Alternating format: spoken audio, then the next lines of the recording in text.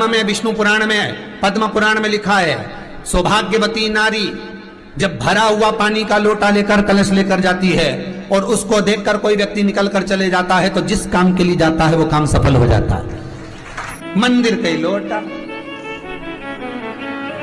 मंदिर का ही पानी, सिर पे पल्लू लेके हर हर महादेव, बस शिव जी के चढ़ा रही और इतने प्रेम से रिझा रही। अब फ्री का पानी था तो एक लोटे में मन भी नहीं माने। अरे करा तो भगवान के सम्मुख में पहुंचकर अगर आप जल का पात्र भी लेकर जा रहे हो, भरा हुआ लेकर जा रहे हो, तो कितनी प्रसन्नता की बात है।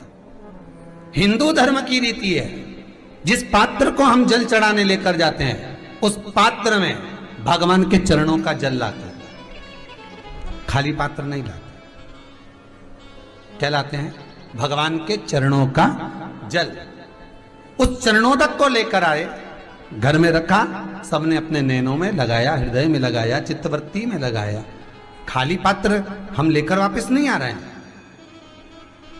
शिव मंदिर में जब जब जाओ, जल चढ़ाने के लिए जाओ, पात्र तुमने शंकर जी को पूरा पानी चढ़ा भी दिया, तो शंकर के चरणारविंद का थोड़ा सा जल पात्र में डाल के भले 2 बूंद लाओ, 4 बूंद लाओ, इतना सा लाओ, पर लाओ और उसको पूरे परिवार के नेत्रों में जब लेकर आए हो चरणोदक तो लगाओ, पर खाली पात्र नहीं लेकर आना। खाली पात्र लाने में ध्यान दीजिए, जब आप पूरा जल समर्पित कर देते हैं, जल समर्पित भी पूरा करना है, भगवान को चढ़ा रहे हो तो पूरा समर्पण होना चाहिए, पूर्ण समर्पण। इसलिए शंकर भगवान को अधूरा समर्पण नहीं, इसलिए श्रीफल भी पूर्ण चढ़ता है। शंकर जी के मंदिर में श्रीफल नहीं फूटता, पूर्ण श्रीफल, बेलपत्री भी पूरी, चावल का दाना भी चढ़ेगा तो आखा, फल भी चढ़ेगा तो आखा, फूल भी चढ़ेगा तो आखा।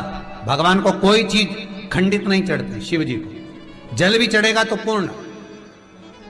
जिस जल को चढ़ाने के लिए लेकर गए उसको बचाकर नहीं लाना है शिव मंदिर में से, संपूर्ण भाग, क्योंकि भगवान के चरण की रज जब हमारे घर में प्रवेश करेगी तो हमारा आत्म कल्याण तो स्वतः ही हो जाएगा। शिव करुणा कर ही देंगे। पर कई लोगों की आदत रहती है, और आपने भी गलती करी होगी, गए होगे, चढ़ाकर भी आए होगे, पूरा पानी भी उंडेल कर आए होगे, चढ़ा भी दिया, छोड़ भी आए, पर लेकर नहीं आए होगे। कई लोग गलती कर जाते हैं और फिर बाद में कहते हैं हम तो इतने साल से पूजन कर रहे हैं, भगवान हमारी सुन ही नहीं रिया। तो भगवान के मैं तो तैयार बैठा, पर तू नवा के चली जाए, लेके तो कहीं जाए। तो भगवान थोड़ी ना कहेगा कि तू मेरे पास में आए तो मेरे चरण की रज लेकर जा। भगवान थोड़ी ना कहेगा कि मेरे पास में आकर तू ये लेकर जा।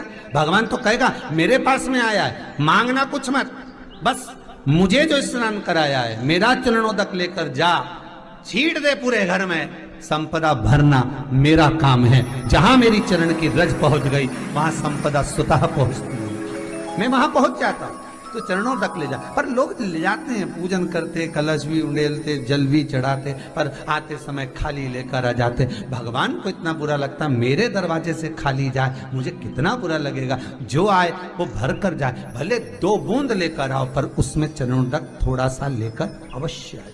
उसी तरह जल चढ़ाने के बाद हम जब लेकर आते हैं पात्र के अंदर, ये उसमें उसकी बरकत है। गर्ग संहिता में दूसरी चीज कही, उसको भी समझ लीजिए। गर्ग संहिता में कहा गया, जब आप घर से जल लेकर जाते हो भरकर, तो ये सृष्टि की जितनी नदियां हैं, पृथ्वी पर जितनी नदियां विद्यमान हैं, जितने तालाब, जितने सरोवर, जितने कुंड, जितने विराजमान हैं, उन सारे तीर्थों का जल जब आप घर से लेकर निकलते हो तो वो तीर्थ का संपूर्ण जल आपके कलश में आ जाता है। और जब आप उस जल को शिव पर समर्पित कर देती हो और 2 बूंद चरणादक लेकर जब जाती हो, तो शिव महापुराण, गर्ग संहिता, पद्म पुराण कहती है वो जल साधारण नहीं रहता, वो गंगा जल बनकर तुम्हारे घर को पवित्र करने के लिए पहुंच जाता है। वो पवित्र गंगा जल बन, उसको लेकर प्रवेश कर जाता।